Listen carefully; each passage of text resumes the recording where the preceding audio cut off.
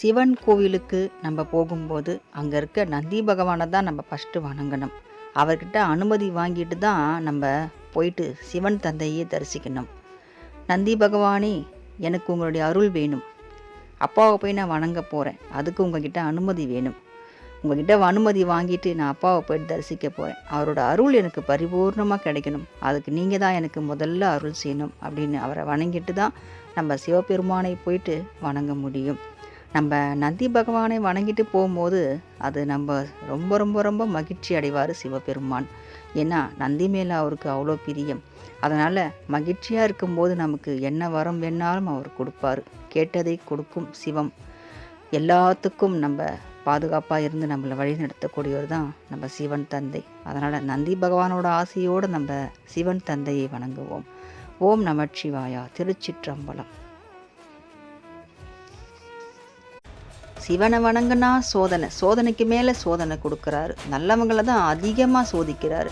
சித்தர்களும் துறவிகளும் மகான்களும் இவங்கெல்லாம் தான் சிவனை வணங்க முடியும். நம்ம குடும்பஸ்தராக இருந்து சிவனை வணங்கி ரொம்ப கஷ்டத்தில் இருக்கும்.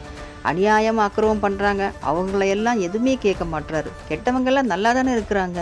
நம்ம தான் இப்போது நியாயமாக இருந்தும் இவ்வளோ கஷ்டப்பட்டுட்ருக்கோம். இனிமேல் நம்ம இவரை வணங்கணுமா வணங்கக்கூடாதா? பேசாமல் வணங்கி என்ன பிரயோஜனம்? வணங்காமே இருக்கலாம் அப்படிலாம் நம்மளுக்கு நினைக்க தோணும். அதை நினைக்க தோன்றதுக்கு காரணம் நம்ம கர்மாக்கள். நம்மளுடைய கர்மாக்கள் நம்மளுடைய காலை பிடிச்சிட்டு வலிக்கும்.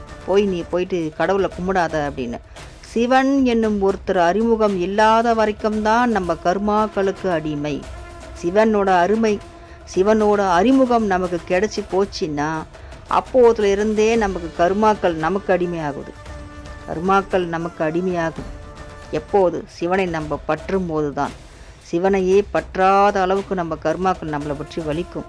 ஆனால் நம்ம அதையும் தாண்டி சிவனை இறுக்கி பிடிச்சிக்கணும்.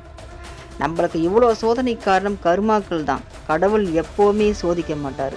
தான் காலை பிடிக்கிறவங்கள நம்ம மனுஷங்களாக இருந்தாலே மனம் இறங்கிடுவோம். நம்ம காலை யாராவது பிடிச்சா.